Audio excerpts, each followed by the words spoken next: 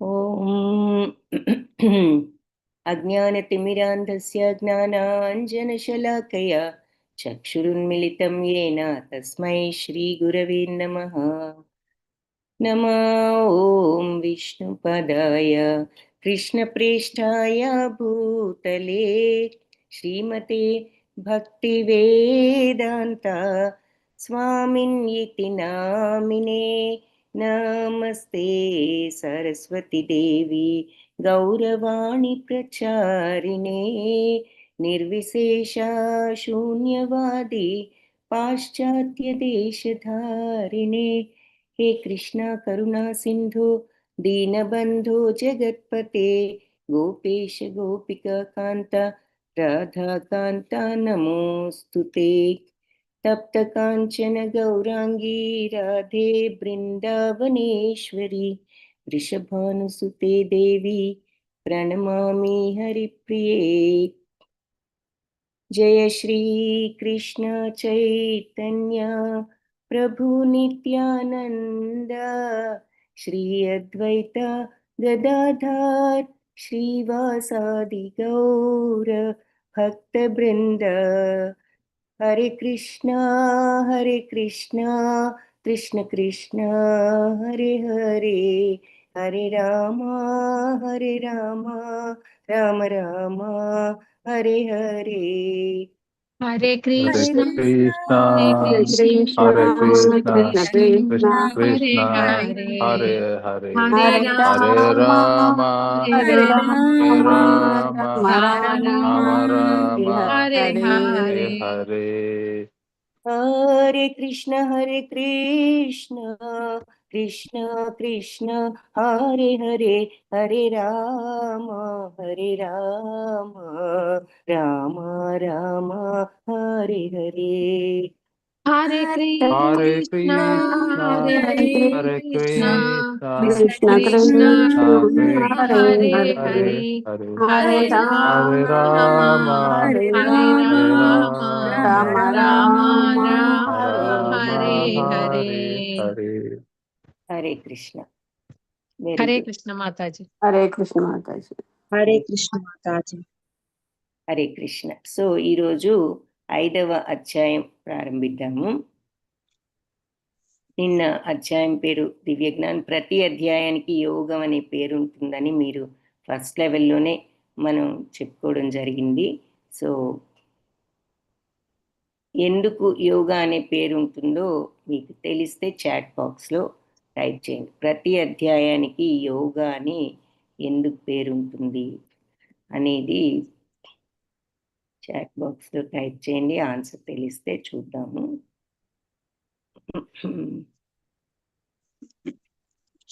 ఈలోపు okay PPT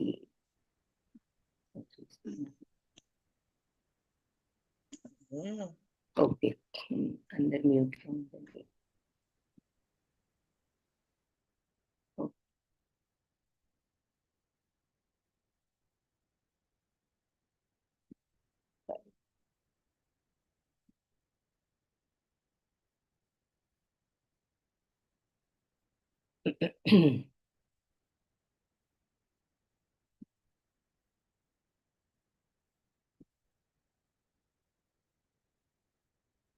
okay. So ఈ అధ్యాయం పేరు పంచమాధ్యాయం, అంటే 5వ అధ్యాయం కర్మయోగం థర్డ్ చాప్టర్. అయితే ఇది భక్తి రసభావిత కర్మ, జ్ఞాన కర్మ యోగము. సో ఇది పీపీటీ చూపిస్తాను.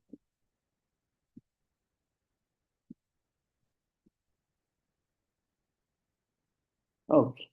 సో కర్మ సన్యాస యోగము అని ఈ అధ్యాయం పేరు. స్క్రీన్ కనిపిస్తోంది కదా అందరికి? PPT Mataji. Screen. Okay, thank you Mataji. Hare Krishna. So Hare Krishna కర్మ మాతాజీ. సన్యాస యోగం. సో ఇది మొట్టమొదటిగా అర్జున ఉవాచతో ప్రారంభం. అర్జునుడు అడుగుతున్నాడు అన్నమాట. అర్జున ఉవాచ సన్యాసం కర్మణాం కృష్ణ పునర్యోగం చ శంససి యచ్ఛ్రేయయేతయోరేకం తన్మే బ్రూహి సునిశ్చితం.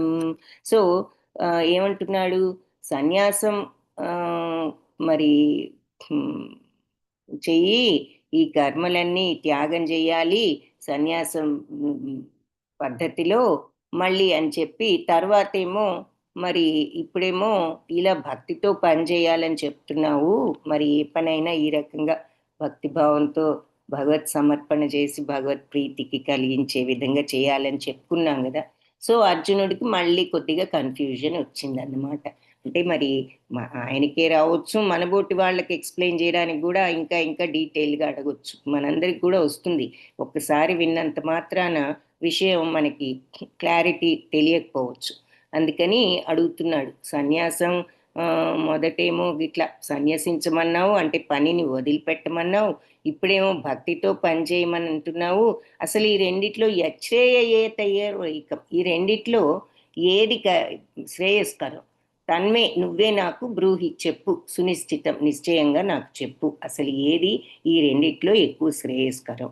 వదిలివేయడమా పనిని, లేదా భక్తితో పని చేయడమా? ఇప్పుడేమో చేయమంటున్నావు భక్తితో, ఏం చేయాలి? సో ఇక్కడ అర్జునుడి ప్రశ్న ఎలా ఉంటుంది అంటే, ఉదాహరణకి ఏం చెప్తున్నారు, అసలు చెట్టునే నాటడం ఆపివేయాలా, లేదంటే చెట్టు నాటి చెట్టు నుండి వచ్చే ఈ ఫలాలను ఆశించడం ఆపుకోవాలా అనే ప్రశ్న అన్నమాట. అసలు పనినే మనం వదిలేసి కూర్చోవాలా సన్యాసం అంటే, లేదంటే ఇలా పని చేస్తూనే వాటి నుంచి వచ్చే ఈ ఫలాలు ప్రతిఫలాల్ని ఆశించకుండా ఉండడం నేర్చుకోవాలా, ఏమిటి అన్నది అర్జునుడి ప్రశ్న. సో భగవంతుడు ఏం చెప్తున్నారు, శ్రీ భగవానువాచ సన్యాస కర్మయోగశ్చ నిశ్రేయసకరావుభౌ తయోస్తు కర్మ సన్యాసాత్ కర్మయోగో విశిష్యతే. సో సన్యాసం కర్మయోగం, మరి ఈ రెండు కూడా అంటే కర్మ సన్యసించడం అంటే అన్నీ వదిలిపెట్టడము, ఇలా మరి భక్తితో పనిచేయడం, ఏది మరి నిశ్చల తత్వంతో ప్రతిఫలాపేక్ష లేకుండా పనిచేయడం, ఏదొచ్చినా భగవత్ ప్రసాదం అనుకోగలగడం, రెండూ శ్రేయస్కరమే. తయోస్తు, అయితే కర్మ సన్యాసం కంటే కూడా కర్మయోగమే ఇంకా ఎక్కువ విశిష్టం, ఇంకా గొప్పది. పని వదిలేసి సన్యసించి నువ్వు ఆ రకమైన ఏది జ్ఞానం అష్టాంగ యోగ మార్గంలో వెళ్ళడం కంటే పని చేస్తూ నువ్వు ఈ పరిపూర్ణత తెచ్చుకోవడమే బెటర్ అంటున్నారనమాట. సో కర్మ సన్యసించడం, పనిని త్యాగం చేయడం, వదిలిపెట్టడం అంటే ఏదో బద్ధకంగా పని వదిలేసి ఊరికి కూర్చోవడం కాదు. ఆ త్యాగం చేయడం ఏమిటి, మొత్తాన్ని త్యాగం చేసిన వాళ్ళు ఆ జ్ఞానులు, నిజమైనటువంటి సన్యాసి వాళ్ళు. మరి అష్టాంగ యోగము జ్ఞాన యోగంతో వాళ్ళు కోరికల్ని, ఇంద్రియాల్ని, మనస్సుని నియంత్రించుకుని ఆ రకంగా వాళ్ళు అన్నీ వదిలిపెట్టిన వాళ్ళు, అది మరి మోక్షం ఇస్తుంది.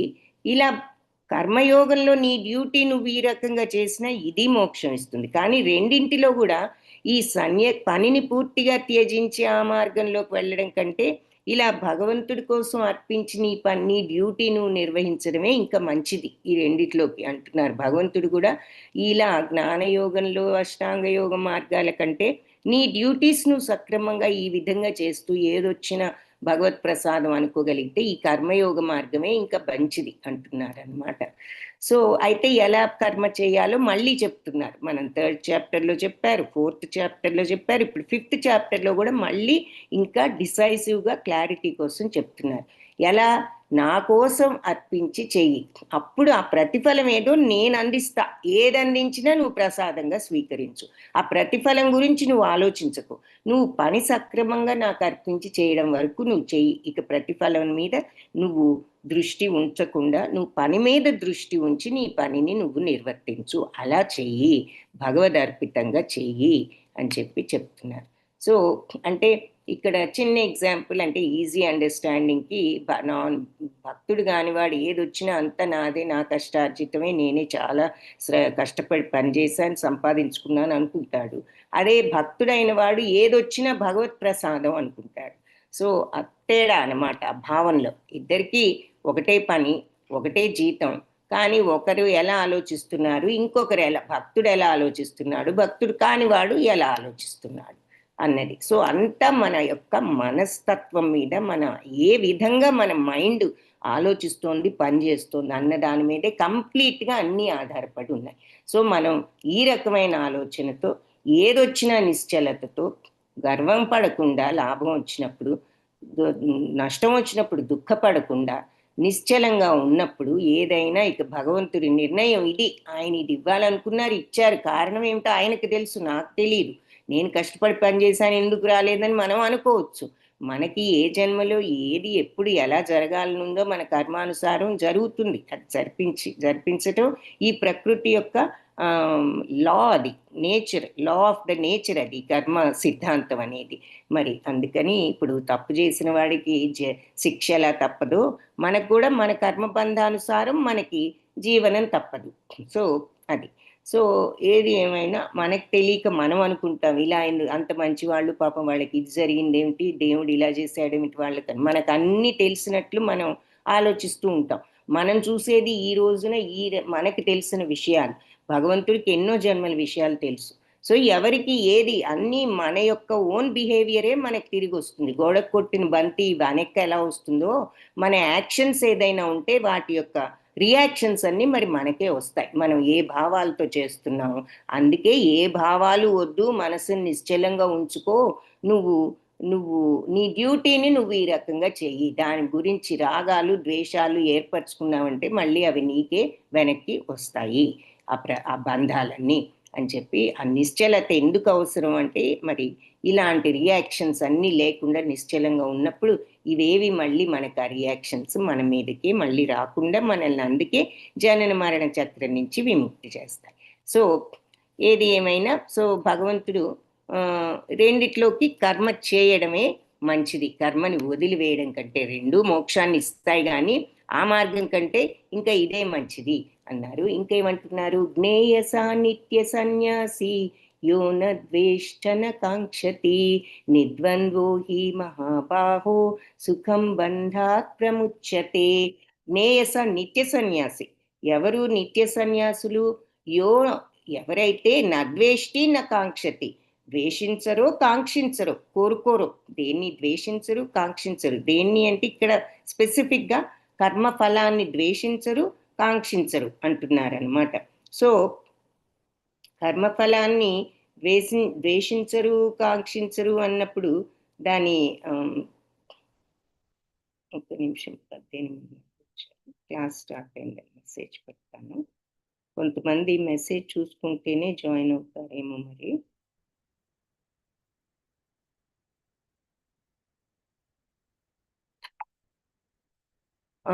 సో ద్వేషము, రాగము ద్వేషము అంతే కదా. ద్వేషము కాంక్ష అంటే కోరిక, కోరిక అంటే కావాలి అనేటటువంటి ఆ అటాచ్మెంట్, రాగము, అవన్నీ ఒకటే మీనింగ్. సో నా ద్వేష్టి నా కాంక్షతి, ద్వేషము కోరిక ఎవరికైతే ఉండవో ఆ ప్రతిఫలం మీద వాడు నిత్య సన్యాసి. ఇంకా వేరే సన్యాసత్వం అవసరంలా. పనంతా వదిలేసి కాషాయ బట్టలు వేసుకుని ఎక్కడికో వెళ్ళి మనం కళ్ళు మూసుకుని ఈ రకమైన మార్గంలో ఉండవలసిన అవసరం లేదు. నీ పని నువ్వు చేస్తూనే వచ్చిన ప్రతిఫలం మీద నీకు అటాచ్మెంట్ కానీ, కోరిక కానీ, లేదంటే అయిష్టం కానీ, అలాంటివి ఏమీ లేకుండా నువ్వు నిశ్చలంగా ఎవరైతే ఉంటాడో వాడే నిత్య సన్యాసి అంటున్నారనమాట. నిద్వంద్వోహి మహాబాహో, వాడు ద్వంద్వాలన్నిటి నుంచి బయటపడ్డవాడు. అంటే వాడు లాభమైనా నష్టమైనా నిశ్చలంగానే ఉంటున్నాడు, ఒకే రకంగా బ్యాలెన్స్డ్గా. సుఖమైన దుఃఖమైన బ్యాలెన్స్డ్గానే ఉంటున్నాడు. సో ఇలాంటి ద్వంద్వాలకు అతీతుడు కాబట్టి మహాబాహో అర్జున, మహాబాహులున్న అర్జున, సుఖం బంధాత్ ప్రముచ్యతే, అతను బంధాలన్నిటి నుండి బయటపడి ఎప్పుడు కూడా ఆ నిత్యానందంలోనే సుఖంగానే ఉంటాడు. మరి రాగము ద్వేషము లేనప్పుడు మనసుకు ఎప్పుడు ప్రశాంతతే కదా. రాగాల వల్ల ద్వేషాల వల్లే మరి మనకు ఆందోళనలు, భయాలు, కోరికలు, కోపాలు, తాపాలు, ఈర్ష్యలు, అసూయలు సమస్తము కూడా ఈ రాగం వల్ల వస్తుంది. సో అంటే అటాచ్మెంట్ వల్ల, దానివల్ల కోరిక, నా వాళ్ళు, నాకు కావాలి, నాది, వాళ్ళకుంది, మనకి లేదు, ఇవన్నీ ఇక దానికి అటాచ్డ్ ఫీలింగ్స్ అన్నమాట. సో ఆ అటాచ్మెంట్, నాది నాది కావాలి కావాలి అనేటటువంటి ఆ రాగము, ఆ అటాచ్మెంట్ ఉన్నప్పుడు ఈ ఫీలింగ్స్ అన్నిటితో ఎప్పుడు మనం స్ట్రగుల్ అవ్వాల్సి వస్తుంది. అవి గనక ప్రక్కన పెట్టి ఆ రకమైనటువంటి మానసిక వైరాగ్యంతో బ్యాలెన్స్తో మనం ఉండగలిగినప్పుడు మన డ్యూటీ మనం చేసుకుంటూ పోతూ ఏదొచ్చినా మనం రియాక్ట్ అవ్వకుండా ఉండడాన్ని ప్రాక్టీస్, అది ఓవర్ నైట్లో వస్తుందని కాదు, కానీ చిన్న చిన్న విషయాలతో దాన్ని మనం సాధన చెయ్యాలి. సో అని చెప్తున్నారు. ఆ రకంగా ఉన్నప్పుడు చివరికి మరి ఆ పరిపూర్ణ స్టేజ్ కూడా వచ్చినప్పటికీ ఏ పని చేయక్కర్లేదని నిన్న చూసాం. కాబట్టి ఇక్కడ అది అలా వీళ్ళు ద్వంద్వాల నుండి బయటపడి ఎప్పుడూ ప్రశాంతంగానే ఉంటారు, బంధాలన్నిటి నుంచి బయటపడతారు.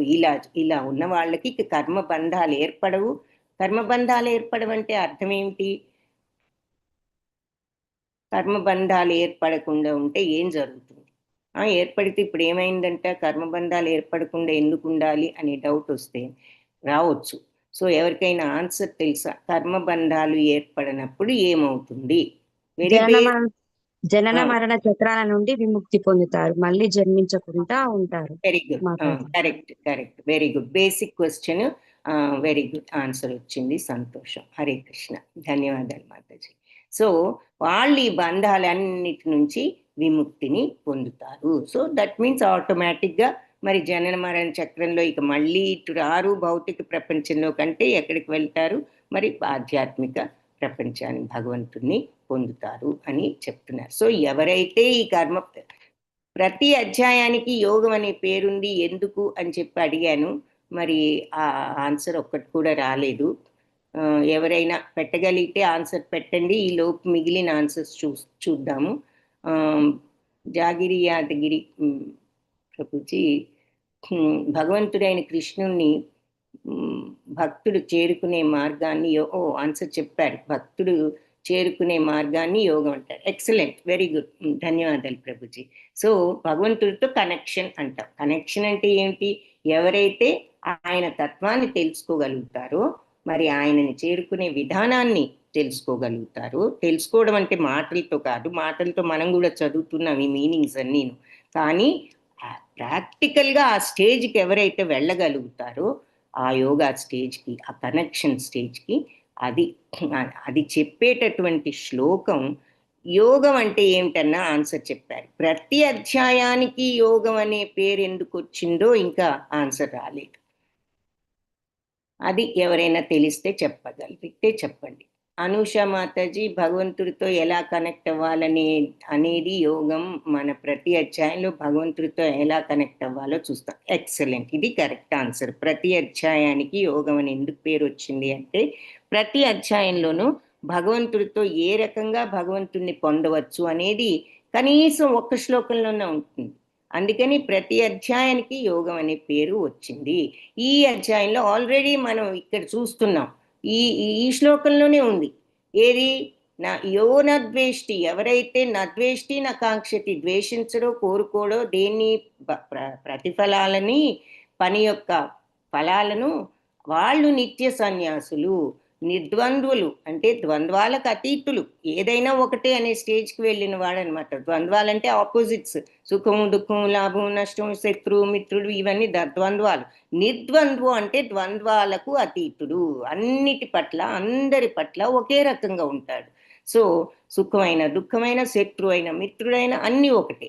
సో అటువంటి స్వభావంలో మరి ఎందుకు బ్యాలెన్స్గా ఉన్న రియాక్షన్ లేదు. మనమైతే రియాక్ట్ అయిపోతాం. సుఖం వస్తే గంతులు వేయొచ్చు, దుఃఖం వస్తే మరి కృంగిపోవచ్చు, శత్రువుని చూస్తే కోపంతో మాట్లాడకుండా ఉండొచ్చు, మిత్రుని చూస్తే మనం ఎంతో ప్రేమతో మరి ఆహ్వానించవచ్చు. ఇటువంటి తేడాలేమీ ఇతనికి లేవు. అందరూ ఒకటే, అన్ని సమయాలు ఏదొచ్చినా ఒకటే అనేటటువంటి భావనలో ఉన్నాడు. కాబట్టి నిర్ద్వంద్వుడు, ద్వంద్వాతీతుడు, ద్వంద్వాలకు అతీతుడు. అతను ప్రశాంతమైన సుఖం అంటే ఏదో భౌతిక సుఖాలు లగ్జరీస్ కాదు. ఇక్కడ మనసు ఎప్పుడూ ప్రశాంతమే. ఇంకా రాగద్వేషాలు లేకపోతే అంతకంటే మించిన సుఖం ఉంటుందా? మనకెందుకు ఈ ఆందోళనలు, బాధలు, దుఃఖాలు? మనం అనుకున్నవి జరగడం లేదనే మనకి దుఃఖం. కాబట్టి ఏదో ఒక కోరిక, ఏది బేసిక్ కోరికలు కొన్ని ఉండొచ్చు, కొన్ని అందరితో పూడించుకోవాలనిపించవచ్చు, మంచి అనిపించుకోవాలనిపించుకోవచ్చు. అన్ని కోరికలే, ఇవి కూడా కోరికలే. వాళ్ళు అనలేదే మనం ఇంత బాగా చేస్తే ఈ ఫంక్షన్ వాళ్ళు ఇలా క్రిటిసైజ్ చేశారేమిటి, ఎవరైనా వచ్చి చెప్పకూడని విషయాలు చెప్తూ ఉంటారు, మీ ఇంట్లో ఫుడ్ బాగాలేదు మన ఫంక్షన్ చేశారు, ఇటువంటివి చెప్పడం, దాంతో మనం ఫీల్ అయిపోవడం, ఇలా రియాక్ట్ అయిపోవడం. ఎందుకు? అందరూ మెచ్చుకునే విధంగా చేయాలనే కోరిక ఉండబట్టి చేశాము. మన మన స్థితి ప్రకారం మరి ఏం చేస్తాం, తర్వాత జరిగింది ఏదో జరిగిందని వదిలిపెట్టేసి అనుకున్నారు, మరి ఏమో నిజమేనేమో అందుకే అనుకున్నారేమో, అయితే ఇప్పుడు మనం చేయగలిగింది మాత్రం ఏముంది అని మనం వదిలేసినప్పుడు అది మన మనస్సుకి అటాచ్ అయిపోకుండా ఈ విషయానికి మనం వదిలిపెట్టగలిగినప్పుడే మన మనసుకు శాంతి కదా. సో అందుకని చిన్న ఎగ్జాంపుల్ అన్నమాట ఇది. అలా ఏ విషయమైనా అలా ఒక కోరిక అనేది దానికి అటాచ్ అయి ఉండబట్టే మనకి తీరినప్పుడేమో విపరీతమైన సంతోషం అనుకుంటాం, తీరకపోతే విపరీతమైన డిసప్పాయింట్మెంట్ అనుకుంటాం. సో అటువంటి కోరికల వల్లే ఈ ఫీలింగ్స్ కలుగుతున్నాయి. ఈ కోరికలన్నీ ప్రక్కన పెట్టి మనం చేయవలసింది చేసి ఆ తర్వాత ఏదైనా బ్యాలెన్స్డ్గా ఉండగలిగిన వాడికి ఎప్పుడూ ప్రశాంతతే మరి. సో అందుకని ఎప్పుడు వాళ్ళు ఆ ప్రశాంత సుఖంలోనే ఉంటారు. పైగా ఇక వాళ్ళకి ఏ బంధాలు ఏర్పడవు, ఆ బంధాలన్నిటి నుండి కూడా వాళ్ళు బయటపడతారు. అంటే జనన మరణ చక్రం అనే బంధమే కాదు, ఇక్కడ ఈ రాగము, ద్వేషము, ఆందోళన, భయము, దుఃఖము, కోపము, తాపము, ఈర్ష్య, అసూయ ఇవన్నీ కూడా మనకి బంధాలు లాంటివే. మన మైండ్ని ఆందోళన పెట్టి మనశ్శాంతి లేకుండా చేసేవన్నమాట. అవన్నీ ప్రక్కకు వస్తే మరి ప్రశాంతత కాక ఏముంటుంది. సో ఆ రకంగా కూడా బంధాల నుండి విముక్తి పొందారు అని కూడా అనుకోవచ్చు.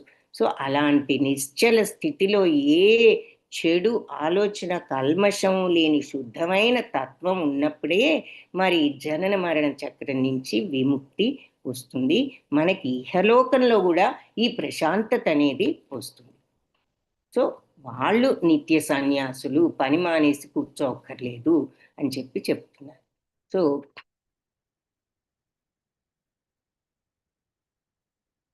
భగవద్గీత ద్వారా మానవులు సుదర్శన్ ప్రభుజీ చాలా క్వశ్చన్స్ అడిగారు, చివరిలో మళ్ళీ చెప్తాను.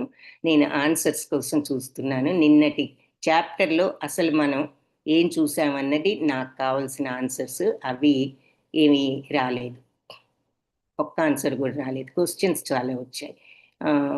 సంస్కృతంలో యోగం అంటే కలయిక, మార్గం లేదా దైవాన్ని చేరుకునే సాధన, అంటే మనిషిని ఆత్మజ్ఞానం, ధర్మం లేదా పరమాత్మ వైపు నడిపించే మార్గం. Okay, correct. యోగా అంటే అది.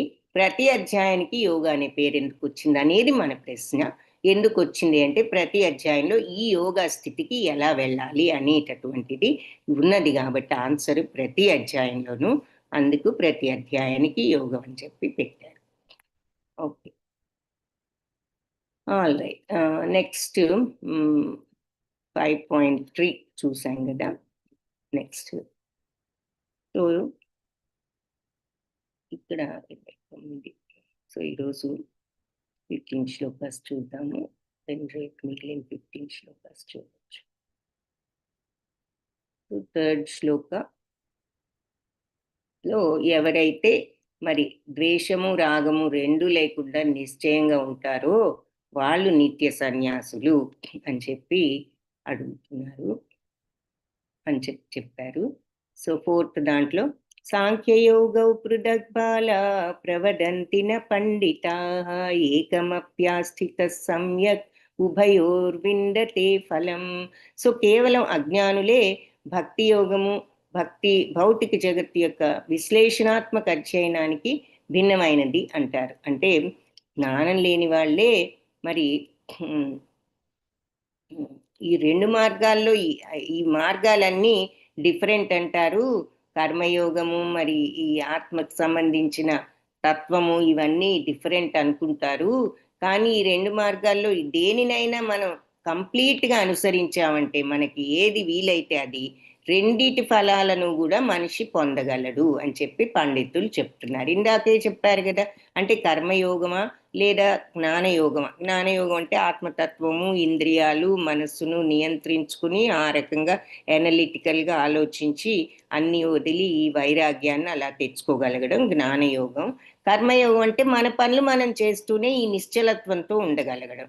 సో ఈ రెండు వేరు అని చాలా మంది అంటారు. కానీ రెండు మార్గాలలో ఏ ఒక్కటైనా మనం సరిగ్గా గనక ఫాలో అయ్యాము అంటే రెండిటికి కూడా ఫలితం ఉంటుంది అని పండితులు చెప్తున్నారు అని చెప్తున్నారు అన్నమాట. నెక్స్ట్ భగవంతుడే. సో ఏదైనా నీకు ఫలితం ఉంటుంది. ఇందాక కర్మ కాకపోతే ఏమిటంటే నీ బాధ్యతలు ఉంటే చేసుకో, అదే బెటర్ వదలడం కంటే. చేసుకుని నువ్వు ఆ రకంగా పరిపూర్ణత పొందు. కానీ ఇదేదో డిఫరెంట్ అనుకుంటారు. ఏ మార్గమైనా సరే మనం సరిగ్గా ఫాలో అయితే ఏదైనా మోక్షాన్ని ఇస్తుంది. అంటే తెలియక మనం సన్యాసమే అన్నిటికీ మోక్షం అనుకోక్కర్లేదు. నీ డ్యూటీ నువ్వు చేస్తూ కూడా నువ్వు మోక్షాన్ని తెచ్చుకోవచ్చు అని చెప్తున్నారు. సో ఈ రెండు మార్గాల లక్ష్యము కూడా ఏమిటంటే భగవంతుణ్ణి చేరుకోవడమే. కాబట్టి ఫైనల్గా డిఫరెన్స్ ఏది కూడా లేదు. అసలు ఫైనల్ ప్రయోజనం అది. కాజ్ ఏమిటి అంటే భగవంతుని చేరుకోవడానికి ప్రయత్నించడం, ఆధ్యాత్మిక మార్గంలో ఉండాలని అనుకోవడం. కాబట్టి రెండు కూడా అదే రీజన్ కాబట్టి, చివరికి అంతిమ ప్రయోజనం అదే కాబట్టి రెండు కూడా ఏదైనా మంచి మార్గమే అని అంటున్నారు. అంతిమ ప్రయోజనం ఏమిటో తెలియని వాళ్ళే మరి ఈ రెండు ఒకటి కాదు, ఇదొకటి అదొకటి అని అంటూ ఉంటారు. కానీ నిజమైన జ్ఞానం ఉన్నవాడు ఈ రెండు మార్గాలకి కూడా ఒకటే ప్రయోజనం అని అతనికి తెలుసు అని చెప్తున్నారు. సో అది ఇక్కడ భగవంతుడు చెప్పింది. ఏ మార్గమైనా నువ్వు ఎందుకు ఫాలో అవుతున్నావు, చివరికి నువ్వు భగవంతుణ్ణి చేరుకోవడానికి. యత్సాంఖ్యై ప్రాప్యతే స్థానం. అందుకని ఏది శ్రేయస్కరం అన్నదాన్ని చెప్తున్నారనమాట. ప్రయోజనం ఏమిటి, రెండిటికీ ఒకటే ప్రయోజనం కోసం చేస్తున్నాం. కాబట్టి నిజమైన జ్ఞానం ఉన్నవాడు అంతిమ ప్రయోజనం చూస్తాడు, రెండిటికి ఒకటే ప్రయోజనం అని. అది లేనప్పుడు ఇదిగో ఇది మంచిది అది మంచిదని ఏదో అనుకుంటూ ఉంటారు అని అంటున్నారనమాట. ఏదైనా నువ్వు ఫాలో అయ్యే పాత్ కరెక్ట్గా నువ్వు ఆ మార్గాన్ని అనుసరించు. ఏ మార్గమైనా నువ్వు తప్పకుండా నువ్వు ఆ పరిపూర్ణ స్టేజ్కి వెళ్తావు. యత్సాంఖ్యై ప్రాప్యతే స్థానం తద్యోగైరపి గమ్యతే ఏకం సాంఖ్యం చ యోగం చ యః పశ్యతి స పశ్యతి. సాంఖ్యయోగం ద్వారా పొందబడే ఈ స్థానం భక్తిభావంతో చేసిన, ఈ సమత్వంతో చేసిన, మరి తత్కారణంగా మరి రెండు కూడా ఒకే స్థాయిలో ఉన్నవి అని చూసేవాడు నిజమైన దృష్టి ఉన్నవాడు. సో ఈ సాంఖ్యం అనేది దాంతో వచ్చేటటువంటి రిజల్ట్ అయినా, గమ్యమైనా, అలాగే మరి ఈ ఆత్మతత్వంతో మనం ఈ భగవంతుని పొందడమైనా, కర్మయోగంతో మనం భక్తిలో ఈ రకమైన భావంతో, సమత్వంతో, భక్తితో మనం పనిచేసిన ఏదైనా ఒక్కటే అని తెలుసుకున్నవాడు మరి విషయాన్ని యథార్థంగా అర్థం చేసుకున్నవాడు. అంటే ఏమిటి, మీరే మార్గంలో వెళ్తున్నారు, వీళ్ళ మార్గం మంచిదా, మన మార్గం మంచిదా, వాళ్ళ పద్ధతి మంచిది, వీటన్నిటితో టైం వేస్ట్ ఇవన్నీ అంటున్నారనమాట. ఎవరైతే ఈ మార్గాలన్నీ దేనికి, అన్నీ కూడా చివరికి మనం ఈ భౌతిక ప్రపంచం బంధాల నుండి బయటపడి భగవంతుని అర్థం చేసుకోవడానికి అనే విషయాన్ని గనక తెలుసుకుంటే అలాంటి వాడు నిజంగా జ్ఞాని.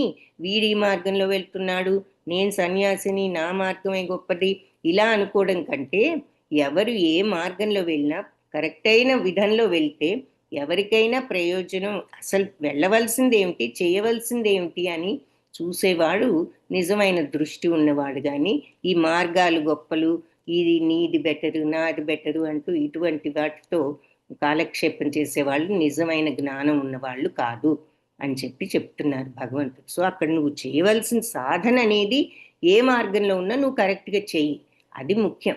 అప్పుడు నువ్వు ఎందుకంటే అన్ని మార్గాలు భగవంతుడి కోసమే కాబట్టి ఏ మార్గమైనా నీకు నచ్చిన, నీకు సూటైన మార్గంలో నువ్వు కరెక్ట్గా ప్రయాణం చేసి చేరుకో ఆ గమ్యాన్ని. సన్యాసస్తు మహాబాహో దుఃఖమాప్తుం అయోగతః యోగయుక్తో మునిర్బ్రహ్మ నచిరేణాధిగచ్చతి. సో ఇక్కడ మరి సన్యాసస్తు మహాబాహో భక్తి ఇట్లా ఈ కర్మయోగంలో నియుక్తుడు కాకుండా కేవలం కర్మలను వదిలిపెట్టడం ద్వారా ఎవ్వరూ సుఖపడలేరు. కానీ భక్తిలో నియుక్తుడైన మననశీలుడు పరబ్రహ్మాన్ని శీఘ్రంగా పొందుతాడు. అంటే ఊరికినే పనిని వదిలేసి కూర్చుని నేను పనిని వదిలేశాను కాబట్టి ఇక నాకు ఏ బంధాలు లేవనుకుంటే అది ఎవరు కూడా దాంతో సుఖాన్ని కానీ మరి భగవంతుని కానీ పొందలేరు. కానీ పని చేస్తూనే ఈ భావంతో భగవదర్పితంగా అనుకుని మరి కర్మఫలాలకు ఏదొచ్చినా నిశ్చలంగా ఉంటూ వాటి పట్ల ఆసక్తి అనేది ప్రక్కన పెట్టి ఆ నిశ్చల స్వభావంతో ఏదొచ్చినా మనం నిశ్చలంగా లేదా భగవత్ ప్రసాదంగా అనుకుని ఉండగలిగినప్పుడు వాళ్ళు పరబ్రహ్మాన్ని శీఘ్రంగా పొందుతారు. సో పని వదిలేసి ఉండక్కర్లేదు అన్న విషయం చెప్తున్నారన్నమాట. అదే శ్రేష్టమైన మార్గం అనుకోక్కర్లేదు. ఏ మార్గం అయినా చివరికి దారి తీసేది సరిగ్గా ఫాలో అయితే భగవంతుడి దగ్గరికే అని అర్థం చేసుకున్నవాడు జ్ఞాని. ఆ మార్గం ఈ మార్గం క్రిటిసైజ్ చేయవలసిన పని లేదు, ఇది గొప్ప అది గొప్ప కాదని. అలాగే మరి ఎవరైనా సరే ఇలా ఊరికినే పని మానేసి కూర్చున్నంత మాత్రాన వాళ్ళకి ఏమీ రాదు. కానీ భక్తితో ఈ భావనతో సమత్వంతో కర్మ చేసిన వాడు నిజంగానే శీఘ్రంగా పరబ్రహ్మాన్ని పొందగలడు. యోగయుక్తో విశుద్ధాత్మా విజితాత్మా జితేంద్రియ సర్వభూతాత్మ కుర్వన్నపి న లిప్యతే. ఇలాంటి యోగంలో యుక్తుడై విశుద్ధమైన ఆత్మ అంటే ఇక్కడ మనస్సు, చాలా చోట్ల ఆత్మని మనస్సుని బుద్ధిని కూడా ఆత్మని రిఫర్ చేస్తూ ఉంటారు. ఇక్కడ విశుద్ధాత్మ అంటే విశుద్ధమైనటువంటి మనస్సుతో, విజితాత్మ అంటే ఆ మనో నిగ్రహంతో ఆత్మని జయించడం అంటే ఇక్కడ మనస్సును జయించడం అంటే మనస్సు పెట్టే ఇంద్రియ ప్రలోభాలకి గురి కాకుండా మైండ్ని కంట్రోల్గా ఉంచుకోవడం. జితేంద్రియ ఇంద్రియాలను జయించిన వాడు అంటే ఇంద్రియాలను కూడా కంట్రోల్లో పెట్టుకున్నవాడు. ఇలాంటి వాడు ఇలాంటి యోగంలో నియుక్తుడే. మరి బ్యాలెన్స్డ్గా ఉంటున్నాడు, ఏ ప్రలోభాలు లేకుండా రియాక్షన్ లేకుండా అంటే ఎలా ఉంటున్నాడు? మరి ఇంద్రియాలను ప్రలోభాలు కంట్రోల్ చేసుకుంటున్నాడు, మనస్సు ఇటువంటి ఆలోచనలన్నీ పెట్టినా అతను పక్కకి నెట్టివేసి నిశ్చలంగా ఉంచుకుంటున్నాడు, మనస్సును కంట్రోల్ చేసుకున్నాడు. విజితాత్ముడు, జితేంద్రియుడు, విశుద్ధాత్మ, ఏ ఫీలింగ్స్ లేకుండా నిర్మలంగా ఉన్నాడు కాబట్టి ఆత్మ శుద్ధంగా ఉన్నది, మనసు క్లీన్గా ఉన్నది. ఇటువంటి వాడు ఈ యోగంలో నియుక్తుడైన ఇటువంటి వాడు భూతాత్మ అందరి ఆత్మలో ఉన్న ఆత్మ పట్ల దయ ఉన్నవాడు. కుర్వన్నపి నలిప్యతే అంటే ప్రాణులన్నిటి పట్ల దయ ఉన్నవాడు కుర్వన్నపి చేస్తున్నా కూడా నలిప్యతే దేనికి బద్ధుడు కాడు. సో ఎవరైతే ఇటువంటి యోగంలో నియుక్తులై విశుద్ధమైన మనస్సును ఇంద్రియాలను జయించగలిగి అందరి పట్ల కరుణతో ఉన్నవాడు, అన్ని ప్రాణుల పట్ల దయతో ఉన్నవాడు, వాడు ఏ పని చేస్తున్నా కూడా దేనికి బద్ధుడు కాడు. సో ఇక్కడ మరి ఆ శుద్ధతత్వం ఎంత ఇంపార్టెంటో అర్థమవుతుంది, ఆ దయ కరుణ అనేది ఎంత ఇంపార్టెంటో అర్థమవుతుంది. మనం మన వాళ్ళ మీద దయతో ఉంటాం, మనకి ఇష్టం లేని వాళ్ళ మీద కోపంతో ఉంటాం. ఇతను అలాగదు, భూతాత్మ అన్ని జీవరాశుల పట్ల అందరి పట్ల దయతో ఉండేవాడు. ఇలాంటి వాడు ఈ మనసును బుద్ధిని కంట్రోల్ చేసుకుని ఇంద్రియాలను ఈ శుద్ధమైన మనస్సుతో రాగద్వేషాలు లేకుండా ఉన్నవాడు మరి చివరికి ఏ పని చేసినా అతను దేనికి బద్ధుడు కాడు ఇటువంటి స్వభావంతో ఉన్నప్పుడు అని చెప్తున్నారు. నైవ కించిత్ కరోమీతి యుక్తో మన్యేత తత్వవిత్ పశ్యన్ శృణ్వన్ స్పృశన్ జిఘ్రన్ అశ్నన్ గచ్చన్ స్వపన్ స్వశన్ ప్రలపన్ విసృజన్ గృహన్ నిమిషన్నపి ఇంద్రియాణీంద్రియార్థేషు వర్తంత ఇది ధారయన్.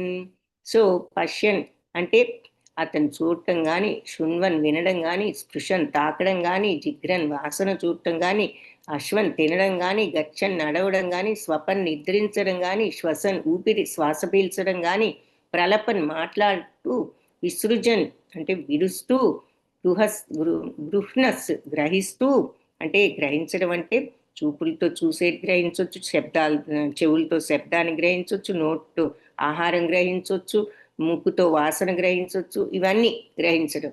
విడవడం అంటే మనం వదిలేసేవి కూడాను.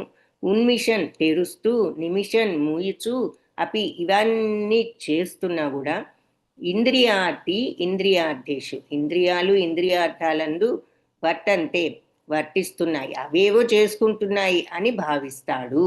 ఇలాంటి దివ్య చైతన్యంలో స్థితుడైన మన ఎటువంటిది ఇప్పుడు చూసాం. ఆ దివ్య చైతన్యం అంటే అతను ఏ విధంగా ఉంటాడు అన్నది. యోగయుక్తో విశుద్ధాత్మ విజితాత్మ జితేంద్రియ సర్వభూతాత్మ భూతాత్మ కుర్వన్నపి న లిప్యతే. సో ఇలా పనిచేసేవాడు భక్తిభావంతో అలాగే నిశ్చల తత్వంతో మరి ఉన్న ఆ విశుద్ధాత్ముడు విజితాత్ముడు అంటే మనస్సును జయించినవాడు, ఇంద్రియాలను నియంత్రించగలిగిన వాడు, అందరి యొక్క మంచిని కోరేవాడు. మరి కుర్వన్నపి న లిప్యతే చేస్తున్నా కూడా పని అతనికి ఎటువంటి బంధాలు ఏర్పడవు. సో ఇటువంటి వాడు ఎలా ఉంటాడట? అతను చూస్తున్నా, ఏదన్నా వింటున్నా, తాకుతున్నా, వాసన చూసినా, భోంచేస్తున్నా, కదిలినా, నిద్రించినా, ఊపిరి పిలిచినా వాస్తవానికి ఇదేది తను చేస్తున్నట్లు తను అనుకోడు. ఆటోమేటిక్గా అవేవో జరుగుతున్నాయి. ఇక అతను దేనికి కూడా ఫీలింగ్ని అటాచ్ చేయడు. అంటే మనం ఏదైనా వాసన చూసి అబ్బా అనుకుంటాం, ఇతను ఏదైనా ఒకటే మంచి వాసన అయితే అబ్బా అనుకుంటాం, చెడు వాసన అయితే ఇదేమిటి బాగుండలేదు అనుకుంటాము. అతను అన్నీ కూడా చేస్తున్నా, ఇంద్రియాలు ఏదైనా గ్రహించినా చూస్తున్నా అతను మరి దేనికి రియాక్ట్ అవ్వడు. అలాగే మాట్లాడుతున్నా, ఏదైనా తీసుకుంటున్నా, విసర్జిస్తున్నా, కనులు తెరిచినా మూసినా ఏదైనా ఏదో ఇంద్రియాలు అవి చేసుకుంటున్నాయి. ఇది నేను చేసే అంటే ఆత్మతత్వంలో ఉన్నాడు. ఇది శరీరం ఇంద్రియాలు వాటి పని ఏదో అవి చేసుకుంటున్నాయి అనుకుంటాడు. వాటన్నిటి నుంచి దూరంగా ఉన్నాను అని అతనికి సదా ఎరిగే ఉంటాడు. అంటే అది కరెక్ట్ అయిన విధం. మనం ఈ భౌతిక తత్వం ఈ బాడీ కాదు, మనం దీనికి అసలు లోపలున్న ఆత్మ. ఈ పైన ఇవన్నీ జరుగుతున్నాయి, అవి బాడీ చేసుకుంటోంది అనే తత్వం అన్నమాట. సో ఇలాగని మనమేమి చేయడం లేదని ఇష్టం వచ్చిన చెడు పనులన్నీ చేసేసి మనం కాదు మన బాడీ చేస్తోంది అనుకోమని కాదు. సో చెడు పనులు చేస్తున్నాం అంటే ఏదో చెడు పని చేయాలనే కోరిక, రాగము, ద్వేషం ఉండబట్టే. ఇతను ఏ విధంగా ఇలా అనుకుంటున్నాడంటే మనసులో ఏ కోరిక లేదు కాబట్టి అతను బాడీ ఆటోమేటిక్గా చేసే పనులు మనం కొన్ని ఎలా చేస్తామో ఆటోమేటిక్గా ఏదో ఊపిరి పీలుస్తున్నాంలే అని మనం ఎప్పుడు పట్టించుకోం ఆ విషయం. అలాగే ఏది చేస్తున్నా, చూస్తున్నా, వింటున్నా కూడా అంతే అదే విధంగా ఉంటాడన్నమాట. మనం ఊపిరి ఎంత నార్మల్ అని పట్టించుకోమో అతను ఏది చూసినా, ఏది విన్నా, ఏది తిన్నా దేనికి రియాక్షన్ ఉండదు. ఆటోమేటిక్గా ఇవేవో ఇంద్రియాలు చేసుకునే పని. అంటే దేని మీద అతనికి కోరిక లేదు, స్థితుడైన వాడికి అని చెప్పి చెప్తున్నారు. బ్రహ్మణ్యాదాయ కర్మాణి సంయం త్యక్త్వా కరోతి యః లిప్యతేన స పాపేన పద్మపత్రం ఇవాంబస. సో ఇలాంటి ఫలితాలన్నీ కూడా మరి భగవంతుడికి అర్పించి కర్మ ఫలితాల పట్ల సంయం త్యక్త్వ ఆసక్తిని అటాచ్మెంట్ని త్యక్త్వ వదిలేసి కరోతి యః ఎవరైతే పనులు చేస్తారో అంటే భగవదర్పితం అనుకుంటూ కర్మ ఫలితాల మీద ఆసక్తిని వదిలి ఎవరైతే పనులు చేస్తారో లిప్యతే వాళ్ళు ప్రభావితులు, నా లిప్యతే ప్రభావితులు కారు. అతను పాపేన పాపాలకు ఏ పాపానికి కూడా అతను ప్రభావితుడు కాదు. ఎవరు భగవదర్పితం అనుకుంటూ కర్మ ఫలితాలను వదిలిపెట్టి దాని మీద అటాచ్మెంట్ వదిలిపెట్టిన వాడు. ఫలితాలను వదులుకోవాలని కూడా కాదని చెప్పుకున్నాం ఫిజికల్గా. కర్మాని సంయం త్యక్త్వ దాని మీద అటాచ్మెంట్ వదులుకున్నవాడు, వదులుకుని పనిచేయగలిగిన వాడు లిప్యతే నస అంటే అతని ఈ ప్రభావితుడు కాడు పాపాలకు. పద్మపత్రం ఇవాంబస ఏ విధంగా తామరాకు, పద్మపత్రం అంటే తామరాకు వలె అతను కూడా తామరాకు నీటితో ఎలా అయితే తడవదో ఇతను కూడా పని చేస్తున్నా కూడా అతనికి ఏ బంధాలు ఏర్పడవు. తామరాకు చూడండి, మరి నీరున్నా కూడా తడవదు, ఆ బొట్టు అలా కదులుతూ ఉంటుంది పైన, దాన్ని దులిపేసామంటే అది మామూలుగానే ఉంటుంది, తడిగా ఉండదు. సో తామరాకు నీరు పడ్డా ఎలా అయితే తడవదో అలా ఇతను పనులు చేస్తున్నా కూడా ఎటువంటి వాడు సంయంత్వత్వ అటాచ్మెంట్ వదులుకుని భగవదర్పితం అనుకుని పనిచేసే వాడికి ఎటువంటి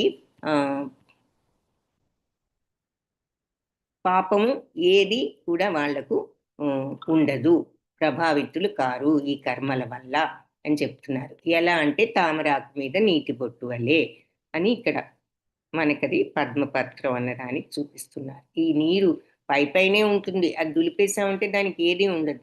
అలాగే ఇతను పనులు చేస్తున్నా ఏ బంధాలు కూడా అతనికి అంటవు. సో ఇక్కడ భక్తి అంటున్నారు, మనకి నవవిధ భక్తులు కూడా ఇక్కడ చూపించారు. శ్రవణం, కీర్తనం, స్మరణం, పాదసేవనం, అర్చనం, వందనం, దాస్యం, సఖ్యం, ఆత్మనివేదనం. శ్రవణం అంటే మన సుఖదేవ మహాముని మరి ఈ పరీక్షిత్ మహారాజు వారం రోజుల్లో పోయే శాపం ఉంది కాబట్టి ఈ పోయేలోపు భగవంతుని పొందడం ఎలాగు అని అడిగితే భాగవతం విను అని చెప్పి భాగవతం చెప్తారు.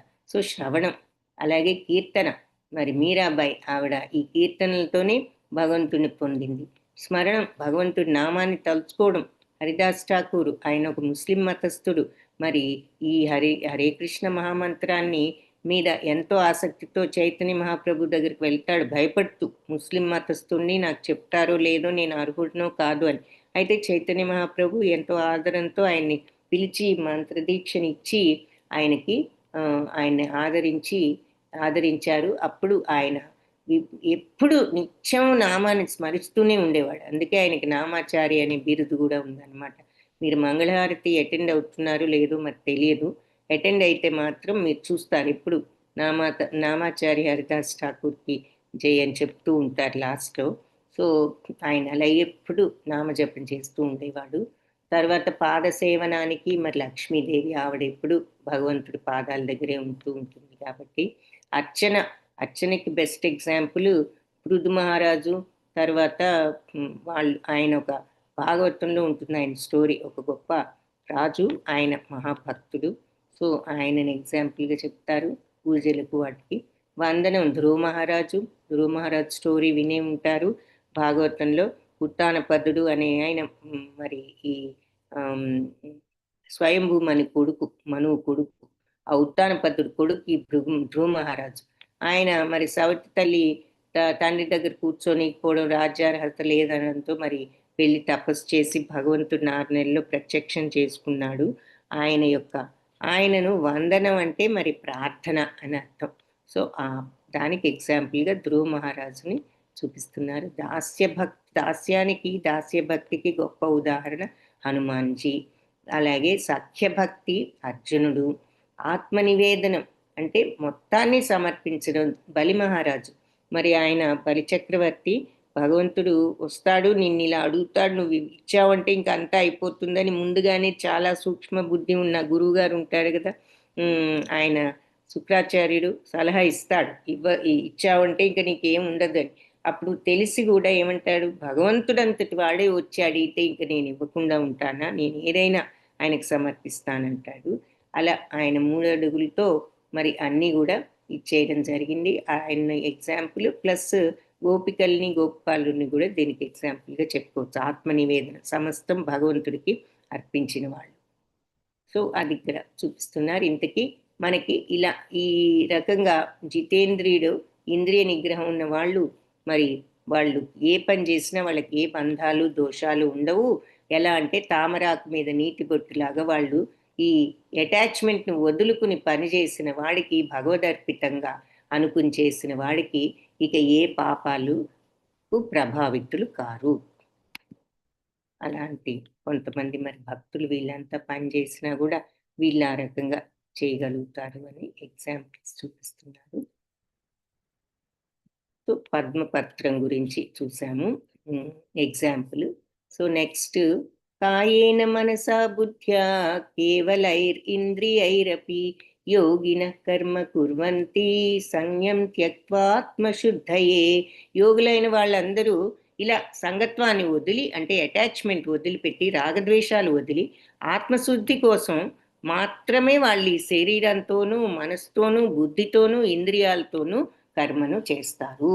సో వాళ్ళు అటాచ్మెంట్ వదిలి ఈ దేహాన్ని మనసుని బుద్ధిని ఉపయోగించాలి. పని చేయాలంటే మెకానికల్గా ఆలోచన లేకుండా చేయలేం కదా.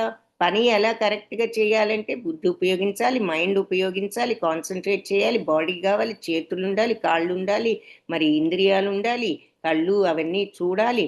సో వీటన్నిటితోనూ చేస్తారు వాళ్ళు. కానీ ఈ సంగత్వాన్ని వదిలి ఆత్మశుద్ధి కోసం వాళ్ళు ఈ దేహంతో, మనసుతో, బుద్ధితో, ఇంద్రియాలతో కర్మను చేస్తారు. ఎలా? అటాచ్మెంట్ వదిలి. ఇటువంటి యోగులు ఆ రకంగా పనిచేస్తారు. ఇవన్నీ వాడతారు కానీ అటాచ్మెంట్ లేకుండా ఆ పని వరకు వాడి అటాచ్మెంట్ వదిలి పనిచేస్తారు అని చెప్తున్నారు. యుక్త కర్మ ఫలం త్యక్త్వా శాంతిమాప్నోతి నైష్ఠికీం అయుక్త కామకారేణ ఫలే సక్తో నిబధ్యతే. సో స్థిరమైన భక్తి ఉన్నవాడు కర్మఫలాలన్నీ నాకు అర్పించడం వల్ల నిర్మలమైన శాంతిని పొందుతాడు. సో ఆ ఫలితాల మీద ఆసక్తి వదులుకున్నప్పుడు మరి ప్రశాంతతగా ఏమిటి?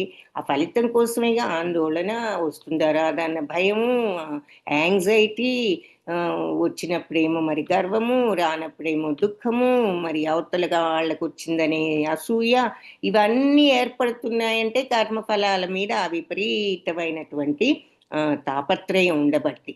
కాబట్టి ఈ కర్మఫలాలన్నీ భగవదర్పితం. ఏదైనా ఆయనదే. మనం తీసుకున్నామంటే ఆయన ఇచ్చారు, కష్టమైన సుఖమైన ఇది మనకు ఆయన నుండి వచ్చినటువంటి ప్రసాదం అనుకున్నప్పుడు ఆ కర్మఫలాలన్నీ నాకు అర్పించడంతో నిర్మలమైన శాంతిని పొందుతాడు. మరి అంతే కదా. సో భగవద్భావం లేనివాడు ఇక తన కర్మఫలాల పట్లే ఆసక్తి ఉన్నవాడు మరి బద్ధుడైపోతాడు. సో బద్ధుడు అయిపోతాడంటే మరి ఇలాగే ఆ కోపాలకి, తాపాలకి, గర్వాలకి, అహంకారాలకి, మరి ఈర్ష్యలకు, అసూయలకు అన్నిటికీ గురవుతున్నాడు. దాంతో మనశ్శాంతి కరువు అవుతుంది. అంతేకాకుండా ఈ భావాలన్నిటితో ఈ జనన మరణ చక్రంలోనే ఉంటాడు. సో ఇది ఏదీ లేని ప్రశాంత తత్వం ఉన్న ఆ యోగికి మరి పనులన్నీ చేసినా కూడా ఏది ఉండదు, మనస్తాపం ఉండదు, ఈ భవబంధాల నుంచి మోక్షం ఉంటుంది, ఏ పాపము ఉండదు, ఏది ఉండదు అని ఇందాక తామరాకు మీద నీటి బుట్ట అనే ఎగ్జాంపుల్తో కూడా చూసాం. కానీ ఇవన్నీ పెట్టుకున్నవాడు, ఆసక్తి ఉన్నవాడు బద్ధుడవుతాడు అని క్లియర్గా చెప్తున్నాడు. ఆసక్తి లేనివాడు నాకు అర్పించడంతో ఆసక్తి లేనివాడు శాంతిని పొందుతాడు, నిర్మలమైన శాంతి. అతనికి ఏ ఆందోళన లేదు, ఏ దుఃఖము లేదు, ఏ కోపము లేదు, ఏ అసూయ లేదు, నిర్మలంగా ప్రశాంతంగా ఉంటాడు.